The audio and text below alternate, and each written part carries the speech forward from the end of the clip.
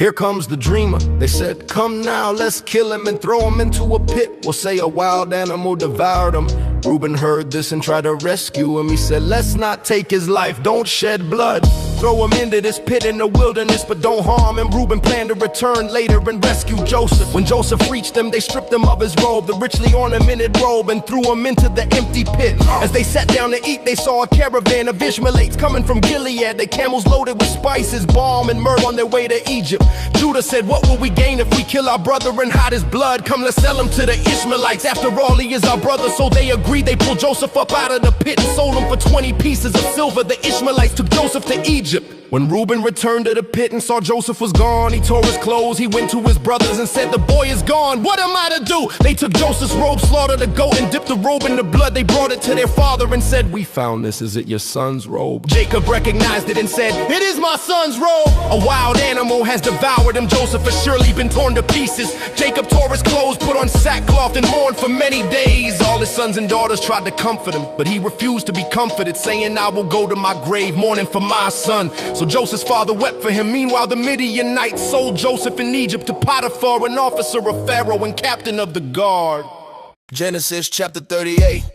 At the time, Judah left his brothers and went to stay with a man of Adullam named Hira. That Judah saw the daughter of a Canaanite man named Shua. He married her and went into her. She conceived and gave birth to a son whom he named Er. She conceived again and gave birth to a nun. Later she gave birth to Shelah. Judah was in Kezi when Shelah was born. Judah found a wife for his firstborn, and her name was Tamar. But Judah's firstborn, was wicked in the Lord's sight, so the Lord put him to death. Then Judah said to Onan, sleep with your brother's wife and fulfill the duty of a brother-in-law, to raise up offspring for your brother. But Onan knew that the child would not be his. Whenever he slept with his brother's wife, he spilled his seed on the ground to avoid providing offspring for his brother. What he did was wicked in the Lord's sight, so the Lord put him to death also. Judah then said to Tamar, live as a widow in your father's household until my son Shelah grows up. But he feared that Shelah might also die like his brothers. So Tamar went to live in the father's house. After a long time, Judah's wife, the daughter of Shua, died. When Judah had recovered from his grief, he went to Timnah to a sheep shearers, accompanied by his friend Hira. Tamar was told, your father-in-law is going to Timnah to shear his sheep. She took off her widow's clothes, covered herself with a veil, and sat at the entrance to a name, which is on the way to Timnah. She did this because Shelah had grown up, but Judah had not given him to her as a husband. When Judah saw her, he thought she was a prostitute because she had covered her face. Not realizing she was his daughter-in-law, he went over to her and said, let me sleep with you. She said, what will you give me? Judah replied, I'll send you a young goat. She said, only if you give me a pledge until you send it. Judah asked, what pledge should I give you? She replied, your seal, its cord, and the staff in your hand. So he gave it to her and slept with her, and she conceived. She went home, took off the veil, and put on the widow's clothes again. Judah sent his friend Hira with the young goat to retrieve the pledge, but he could not find her. The men of the area said, there's been no prostitute here. So Hira returned and told Judah, who said, let her keep what she had. We will become a laughingstock if we keep looking. About 3 months later, Judah was told, your daughter-in-law Tamar has acted as a prostitute, and now she is pregnant. Judah said, bring her out and let her be burned. As she was being brought out, she sent a message to Judah, I am pregnant by the man to whom these belong. She sent the seal, cord, and staff. She added, recognize these. Judah recognized them and said, she is more righteous than I, since I did not give her to my son Shelah. Judah did not sleep with her again. When the time came for Tamar to give birth, she had twins as she was in labor. One baby reached out her hand. The midwife tied a scarlet thread on it and said, this one came out first. But the baby pulled his hand back, and his brother came out on the step. She said, so you have broken out first. So he was named Perez. Then his brother, with the scarlet thread on his wrist, was born, and he was named Zeller.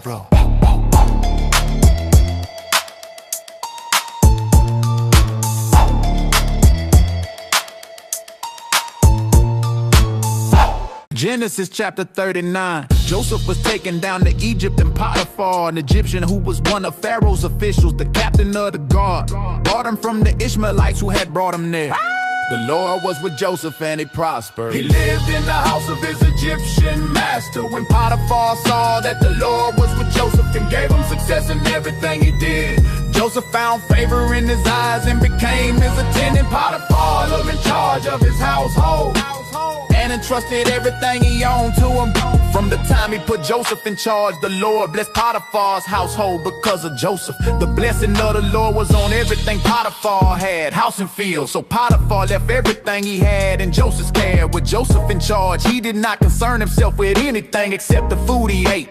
Joseph was well built and handsome. After some time, Potiphar's wife took notice of Joseph and said, sleep with me. But Joseph refused. With me in charge, my master trusts me with everything in this house. He has withheld nothing from me except you, because you are his wife. How then could I do such a wicked thing and sin against God? She spoke to Joseph day after day, but he refused to go near her. One day Joseph went into the house to attend to his duties, and none of the household servants were inside. Potiphar's wife caught him by his cloak and said, sleep with me. But Joseph left his cloak in her hand and ran out of the house. When she saw that he had left his cloak and fled, she called her household servants and said, look! This Hebrew has been brought here to make fools of us. He came to sleep with me, but I screamed when he heard me scream. He ran and left his cloak beside me. She kept the cloak until her husband came home, and she told him the same story. When Potiphar heard the accusations, he burned with anger. So Joseph's master took him and put him in the prison where the king's prisoners were confined. But while Joseph was in prison, the Lord was with him. He showed him kindness and granted him favor in the eyes of the prison warden. The warden put Joseph in charge of all the prisoners, and he was responsible for everything done there. The warden paid no attention to anything under Joseph's care, because the Lord was with Joseph and gave him success in whatever he did.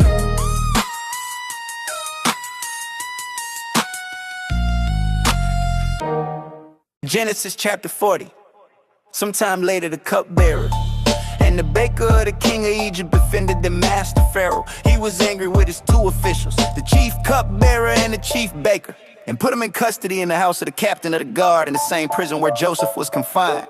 The captain of the guard assigned him to Joseph, and he attended to him after they had been in custody for some time. Both men, the cupbearer and the baker, had a dream the same night, each dream with its own meaning. When Joseph came to them the next morning, he saw they were troubled. He asked, why do you look so sad today? They said, we both had dreams, but there is no one to interpret them. Joseph replied, do not interpretations belong to God? Tell me your dreams. So the chief cupbearer told Joseph his dream.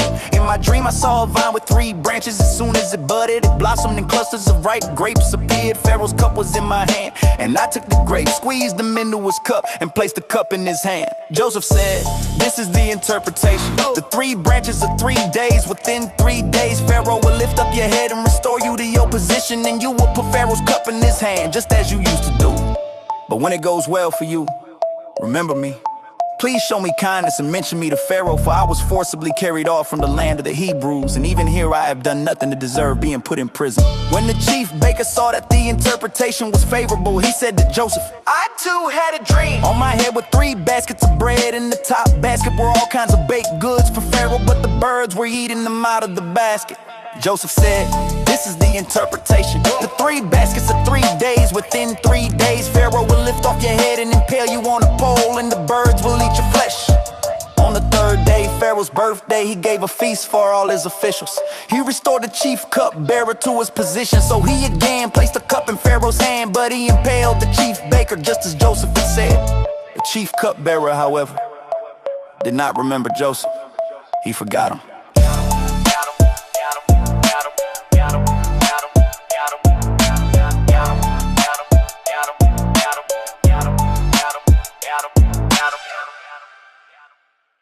Genesis chapter 41. 2 full years passed and Pharaoh had a dream. He was standing by the Nile when 7 sleek fat cows came up out of the river and grazed among the reeds. After 8, 7 other cows came up, ugly and thin, and stood beside the fat cows. Then the thin, ugly cows swallowed up the 7 fat cows. Pharaoh woke up. He fell asleep again and had a second dream. 7 heads of grain, healthy and full, grew on a single stalk. Then 7 thin heads of grain, scorched by the east wind, sprang up and swallowed the 7 good heads. Pharaoh woke again, troubled. In the morning he sent for all the magicians and wise men of Egypt, but no one could interpret his dreams. Then the chief cupbearer remembered Joseph and said to Pharaoh, today I am reminded of my faults. When Pharaoh was angry with his servants, he put me and the chief baker in prison. We both had dreams the same night, and a young Hebrew interpreted them. Everything happened just as he said. So Pharaoh sent for Joseph. They quickly brought him from the dungeon. Joseph shaved, changed clothes, and came before Pharaoh. Pharaoh said, I had 2 dreams, and no one can interpret them, but I have heard you can. Joseph replied, I cannot, but God will give Pharaoh the answer. Pharaoh told him the dream. Joseph said the dreams mean the same thing. God has revealed what he is about to do. The 7 good cows, the 7 good heads of grain, are 7 years of abundance. The 7 thin cows and 7 thin heads are 7 years of famine.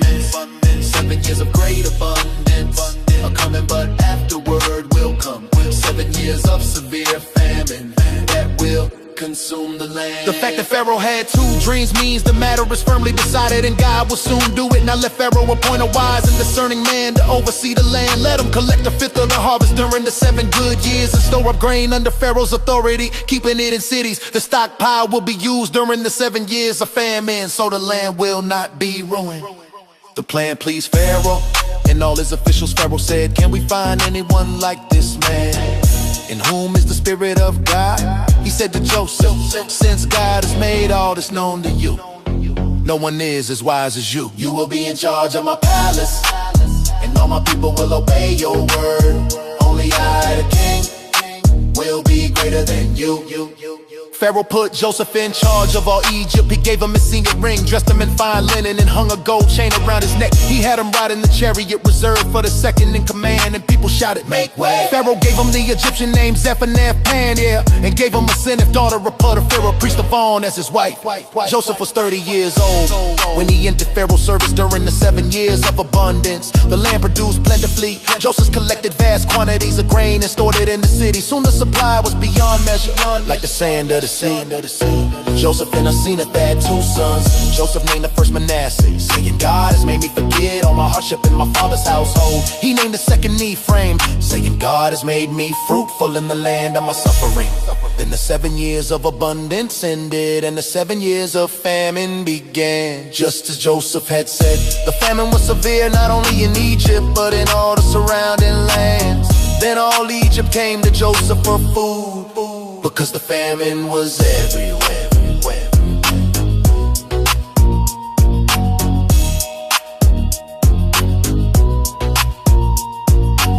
Yeah. Genesis chapter 42. When Jacob learned there was grain in Egypt, he said to his sons, Why are you just standing here looking at one another? I have heard there is grain in Egypt. Go down and buy some for us so we may live and not die. Then 10 of Joseph's brothers went down to buy grain. But Jacob did not send Benjamin, Joseph's full brother, because he feared harm might come to him. Among those going to Egypt to buy grain were Joseph's brothers, for the famine had spread to Canaan as well. Joseph was governor of the land, the one who sold grain to all its people. When Joseph's brothers arrived, they bowed down before him with their faces to the ground. Joseph recognized his brothers, but they did not recognize him. He remembered his dreams about them and spoke harshly to them. Where do you come from? From Canaan, they replied, we come to buy food. Joseph said, you were spies. You came to see where the land is unprotected. Not so, my lord. They said, your servants have come to buy food. We are all sons of the same man. We are honest men, not spies. Joseph said, no, you came to see where the land is vulnerable. They replied, your servants are 12 brothers, sons of one man in Canaan. The youngest is now with our father and one is no more. Joseph said, it is just as I told you, you were spies. This is how you will be tested. Send one of your number to get your youngest brother, while the rest of you stay confined, and we will see if you were telling the truth. He put them all in prison for 3 days. On the 3rd day, Joseph said, I fear God. Do this and you will live. If you are honest men, let one brother stay here in prison while the rest take grain for your starving families. But you must bring your youngest brother to me so your words may be verified. They said to one another, surely we are being punished because of our brother. We saw how distressed he was when he begged for his life, but we would not listen. Reuben said, did I not tell you not to sin against the boy? But you would not listen. Now we must give an account for his blood. They did not realize Joseph could understand them, since he had been speaking through an interpreter. Joseph turned away and began to weep. Then he returned Joseph and had him bound before their eyes. Joseph gave orders to fill their bags with grain, to return each man silver to his sack, and to give them provisions for their journey. When they stopped for the night, and one of them opened his sack to feed his donkey, he saw the silver in the mouth of his bag. He said, my silver has been returned. What has God done to us? They returned to Jacob and told him everything that had happened. They emptied the sacks and each man's silver was in his bag. When Jacob saw this, he was terrified. He said, "You have deprived me of my chosen." Joseph is gone, Simeon is gone, and now you want to take Benjamin. Everything is against me. Reuben said, "You may put my 2 sons to death if I do not bring Benjamin back and trust him to me." But Jacob said, "My son will not go down with you.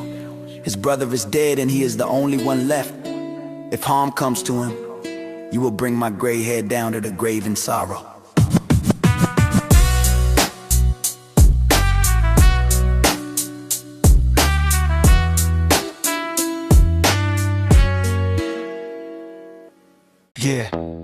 Yeah.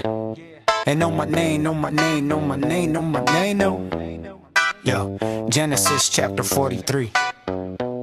The famine was still severe in the land when the grain they had brought from Egypt was gone. Jacob said, "Go back and buy us a little more food." But Judah said, "The man warned us solemnly, you will not see my face unless your brother is with you. If you send Benjamin with us, we will go. But if you will not send him, we will not go." Israel said, "Why did you bring this trouble on me by telling the man you had another brother?" They replied, "The man questioned us carefully about our family. We could not have known he would say, 'Bring your brother down.'" Judah said to his father, "Send the boy with me and we will set out at once. I myself will guarantee his safety. If I do not bring him back, I will bear the blame forever. If we had not delayed, we could have gone and returned twice by now." Then the father Israel said, "If it must be so, then do this. Take some of the best products of the land. Balm, honey, spices, myrrh, pistachio nuts, almonds. Take double the silver, for you must return the silver that was put back in your sack. Perhaps it was a mistake. Take your brother also and go back to the man. And may God Almighty grant you mercy before the man, so that he will release your other brother." And Benjamin, as for me, if I am bereaved, I am bereaved. So the men took the gifts, double the silver and Benjamin. They hurried down to Egypt and stood before Joseph. When Joseph saw Benjamin with him, he said to his steward, "Take these men to my house, slaughter an animal and prepare a meal. They are to eat with me at noon." The men were frightened when they were taken to Joseph's house. They said, "We were brought here because of the silver that was put in our sacks. They want to attack us and make us slaves." They went to Joseph's steward and explained about the silver. The steward said, "It's all right, don't be afraid. Your God, the God of your father, has given you treasure in your sacks. I received your silver." Then he brought Simeon out to them. The steward took them into Joseph's house, gave them water to wash their feet, and provided feed for the donkeys' tea. He prepared the gifts for Joseph, for they heard he was coming at noon. When Joseph came home, they presented the gifts and bowed before him. He asked how they were and said, "How is your aged father you told me about? Is he still alive?"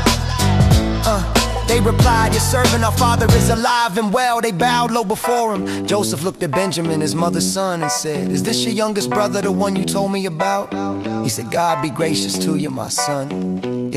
Joseph hurried out, overcome with emotion. He washed his face and came back, controlling himself, served the food. He said, "They served Joseph at one table, his brothers at another, and the Egyptians at another, because Egyptians could not eat with Hebrews." Joseph had the men seated before him in the order of their birth, from the oldest to the youngest, and the brothers were astonished. Joseph gave them portions from his table, but Benjamin's portion was 5 times as much as anyone else's. They feasted and drank freely with him.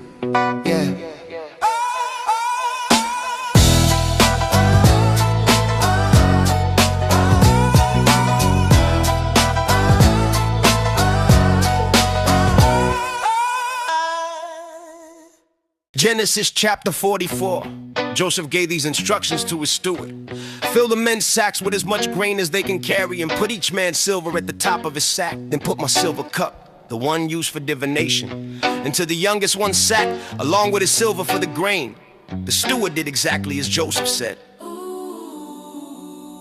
At dawn, the men were sent on their way with the donkeys. They had not gone far when Joseph told his steward, "Go after them when you catch up. Say, 'Why have you repaid good with evil? Isn't this the cup my master drinks from and uses for divination? You have done wrong.'"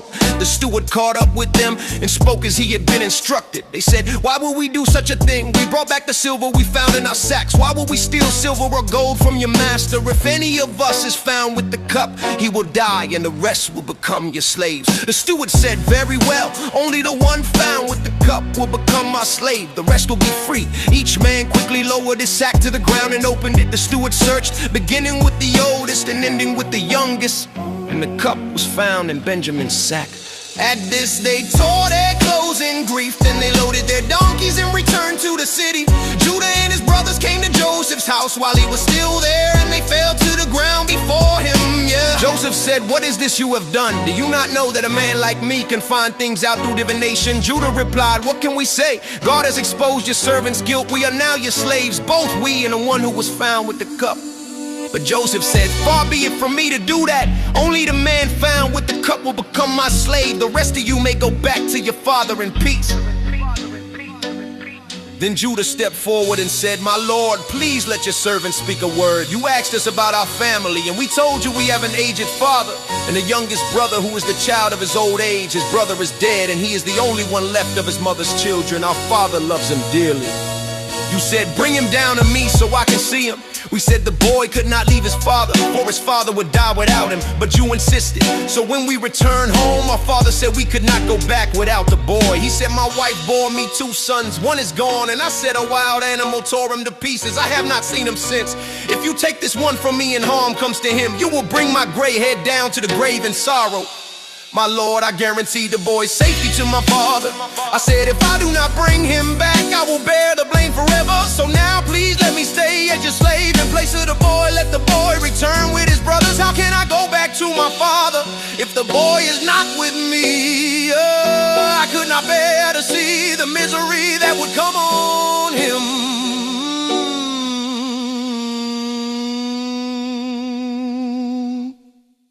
Genesis chapter 45.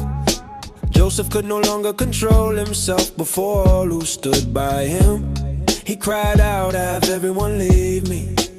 So there was no one with Joseph when he made himself known to his brothers. He wept so loudly that the Egyptians heard him, and Pharaoh's household heard about it. Joseph said to his brothers, "I am Joseph. Is my father still alive?" But his brothers could not answer him. They were terrified in his presence. Then Joseph said, "Come close to me." When they did, he said, "I am your brother Joseph, the one you sold into Egypt. But do not be distressed or angry with yourselves for selling me, because God sent me ahead of you to preserve life. For 2 years now there has been famine in the land, and 5 years still remain without plowing or harvesting. God sent me ahead of you to preserve a remnant for you and to save your lives by a great deliverance. So it was not you who sent me here, but God, He made me a father to Pharaoh, Lord over his entire household and ruler of all Egypt. Now hurry back to my father and tell him, this is what your son Joseph says. God has made me Lord of all Egypt. Come down to me quickly. Do not delay. You will live in Goshen and be near me. You, your children, your grandchildren, your flocks, herds, and everything you have, I will provide for you there, because 5 years of famine are still to come. Joseph said, you can see for yourselves, and so can my brother Benjamin, that it is really I who I'm speaking. Tell my father about all the honor given me in Egypt, and bring him here quickly. Joseph threw his arms around Benjamin and wept, and Benjamin wept on his shoulder. He kissed all his brothers and wept over them. Afterward, his brothers talked with him. When the news reached Pharaoh's palace that Joseph's brothers had come, Pharaoh and all his officials were pleased. Pharaoh said to Joseph, tell your brothers, load your animals and return to Canaan. Bring your father and your families back to me. I will give you the best of the land of Egypt. Pharaoh also told him to take wagons from Egypt for their children and wives, and to gather their father and come. Never mind about your belongings, he said, because the best of all Egypt will be yours. The sons of Israel did this. Joseph gave them provisions for the journey. To each of them he gave new garments, but to Benjamin he gave 300 pieces of silver and 5 sets of clothes. He sent his father 10 donkeys loaded with the best things of Egypt, and 10 female donkeys loaded with grain, bread, and other food. Joseph sent his brothers away and said, do not quarrel on the journey. They went up out of Egypt and came to their father Jacob. They told him Joseph is still alive. In fact, he is ruler over all Egypt. Jacob was stunned and did not believe them, but when they told him everything Joseph had said, and when he saw the wagons Joseph had sent, the spirit of their father revived. Israel said, enough! My son Joseph is still alive. I will go and see him before I die. It's a lie.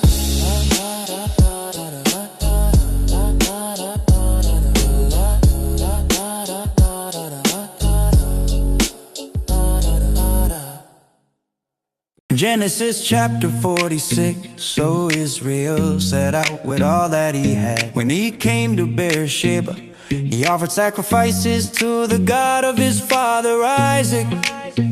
God spoke to Israel in a vision that night and said, Jacob, Jacob. He replied, here I am. God said, do not be afraid to go down to Egypt, for there I will make you into a great nation. I will go down with you to Egypt, and I will surely bring you back again, and Joseph's own hand will close your eyes. Then Jacob left Beersheba, and Israel's sons carried their father, their children, and their wives in the wagons that Pharaoh had sent. They took their livestock and possessions they had acquired in Canaan and went through Egypt. Jacob and all his offspring. These are the names of Israel's family who went to Egypt. Reuben, Jacob's firstborn, the sons of Reuben. Hanak, Palu, Hezron, Carmel, the sons of Simeon. Jemuel, Jamin, Ohad, Jachin, Zohar, and Shaul, the son of a Canaanite woman. The sons of Levi, Gershon, Kohath, Merari. The sons of Judah, Onan, Shelah, Perez, Zerah. But Onan died in Canaan. The sons of Perez, Hezron, and Hamul, Tola, Pua, Jashub, Shimron. The sons of Zebulun, Serder, Delan, Jalil. These were the sons Leah bore Jacob in Paddan Aram, along with his daughter Dinah, 33 persons in all.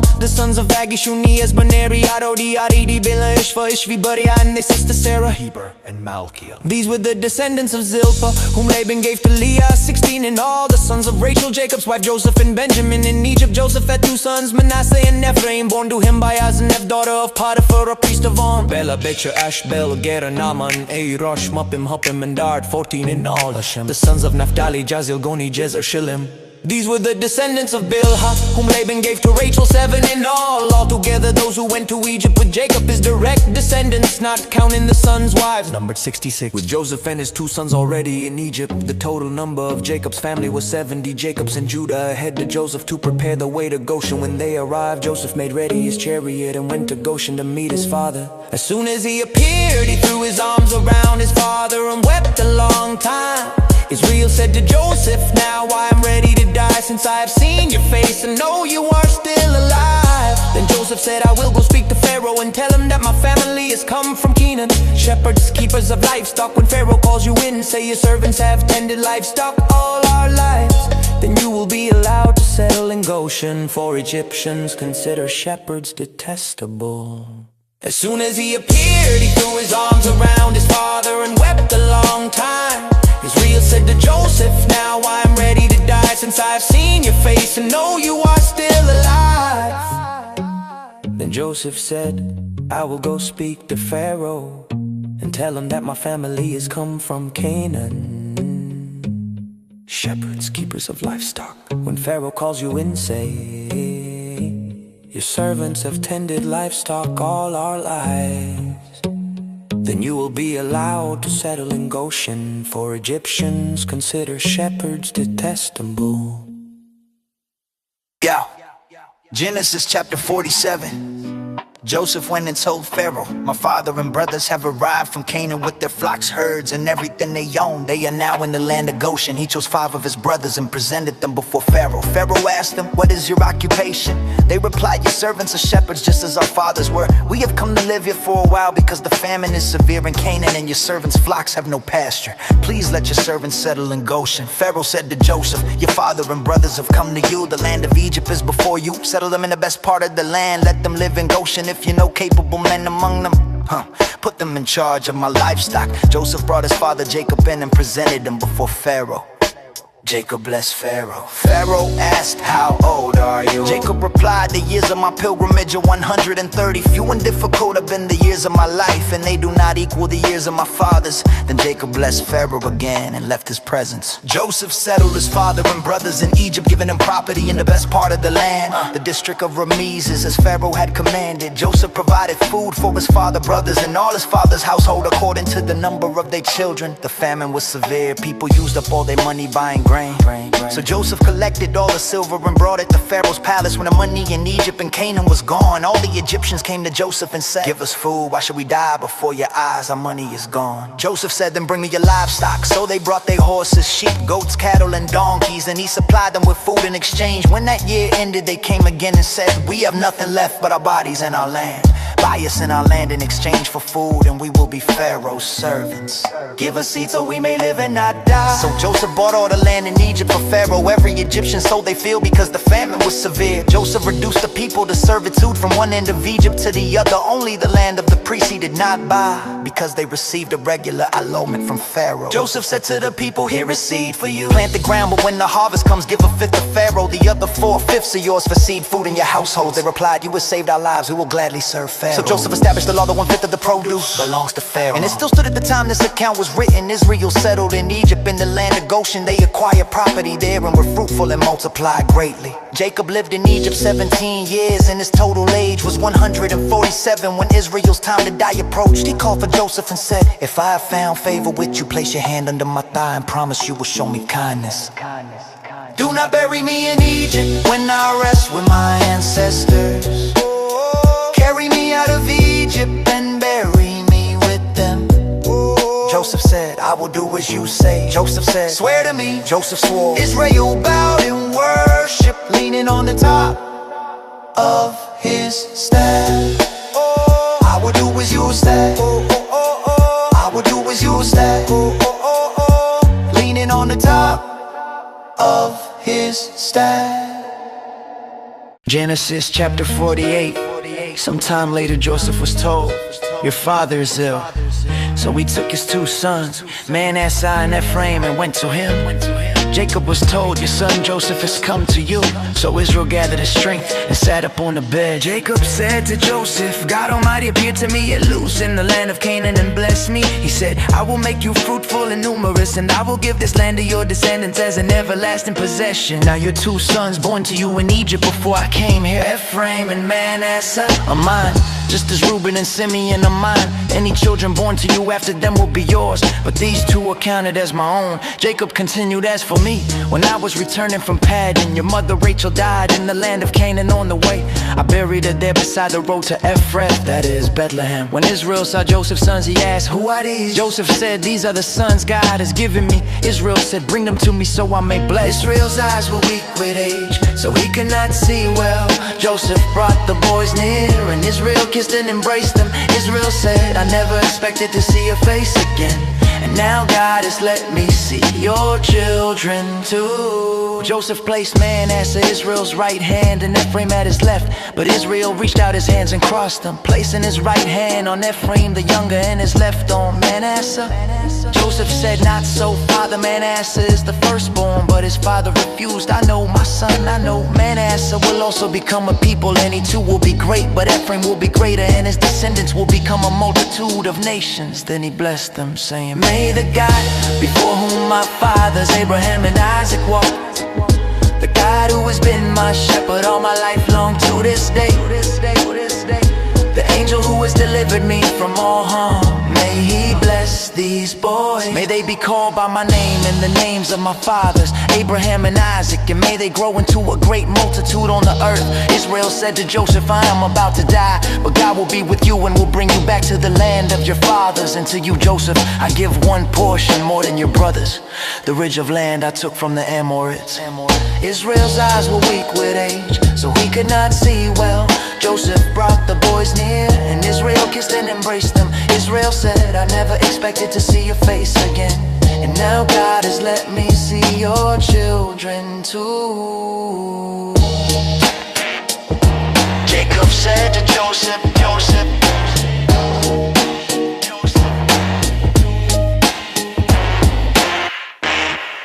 Genesis chapter 49. Jacob called his sons and said, gather round so I may tell you what will happen to you in days to come. Assemble and listen, sons of Jacob. Listen to Israel, your father. Reuben, you are my firstborn, my strength, the first sign of my vigor, excelling in dignity and power. But you are unstable as water. You will not excel because you went up to your father's bed and defiled it.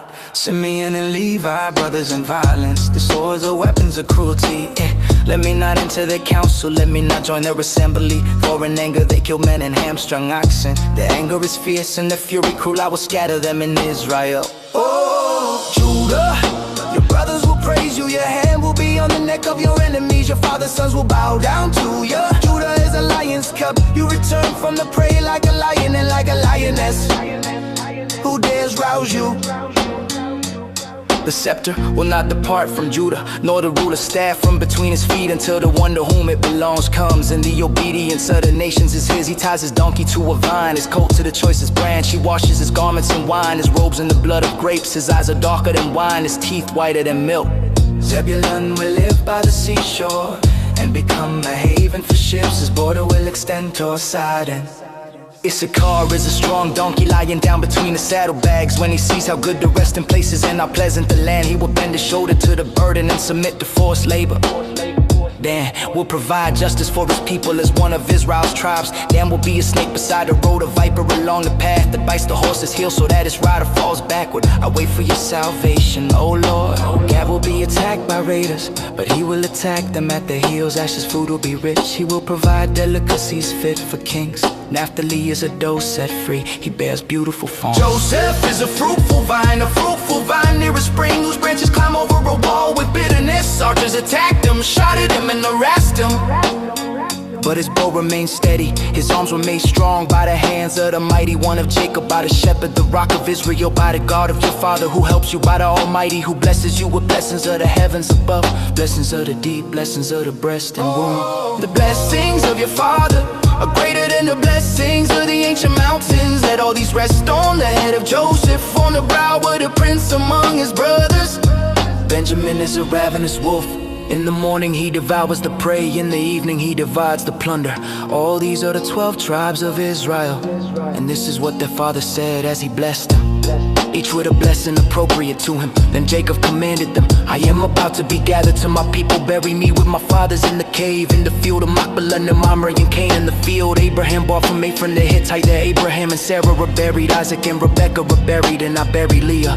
When Jacob finished giving instructions, he drew his feet into the bed, breathed his last, and was gathered to his people. Judah, your brothers will praise you, your hand will be on the neck of your enemies, your father's sons will bow down to you. Judah is a lion's cub, you return from the prey like a lion and like a lioness.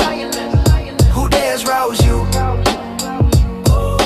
Judah, your brothers will praise you, your brothers will praise you. Judah, your brothers will praise you, your hand will be on the neck of your enemies, enemies, enemies, enemies. Yeah. Oh yeah. Yeah. Genesis chapter 50. Joseph threw himself on his father and wept over him and kissed him. Then Joseph directed the physicians in his service to embalm his father Israel. So the physicians embalmed him. This took 40 days, the time required for embalming. The Egyptians mourned for him 70 days. Yeah. When the days of mourning had passed, Joseph said to Pharaoh's officials, if I have found favor in your eyes, please tell Pharaoh. My father made me swear an oath and said, I am about to die. I am about to die. Bury me in the tomb I dug for myself in the land of Canaan. Let me go and bury my father. Then I will return. Pharaoh said, go and bury your father, as he made you swear to do. So Joseph went up to bury his father. All Pharaoh's officials accompanied him, along with the elders of Egypt and Joseph's household, his brothers, and all belonging to his father. Only their children, flocks and herds were left in Goshen. Chariots and horsemen also went with them. It was a very large procession. They came to the threshing floor of Atad near the Jordan, and there they lamented loudly. Joseph observed 7 days of mourning for his father. When the Canaanites saw this, they said the Egyptians are holding a solemn ceremony of mourning. So that place near the Jordan was called Abel's Round. Jacob's sons did what he commanded. They carried him to Canaan and buried him in the cave of Machpelah, the field Abraham had bought as a burial place. After Jacob's burial, Joseph's brother said, what if Joseph holds a grudge and pays us back? Yeah, for all the wrong we did to him. Yeah, so they sent word to Joseph, saying your father gave these instructions before he died. Tell Joseph to forgive your brothers. Now please forgive the sins of the servants of the God of your father. When Joseph received the message, he wept. His brothers came and threw themselves before him. We are your servants, they said, but Joseph said to them, do not be afraid.